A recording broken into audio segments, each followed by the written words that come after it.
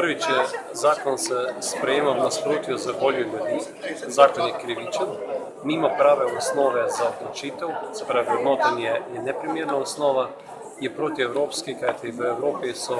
lokalni davki na nepremičnine in ta davek bi neenakomerno obremenil lastnike z nepremičnin in marsikoga spravil v obup ali celo v stanje, da bi moral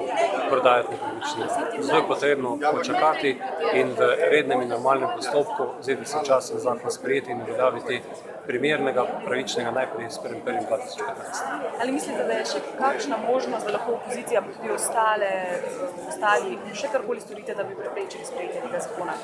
Glede na voljo koalicije in pa vlade, ki je bila nekajkrat brutalno izražena v tem tednu in resnično govorimo o tem posilstvu, ki se dogaja v slovenskem parlamentu, mislim, da so edino ljudje tisti, ki lahko ta zakon preprečijo in veseli me, da je vedno več in vsak dan več ljudi to voljo izraža, konec koncev jo podpiše tudi na elektronski ali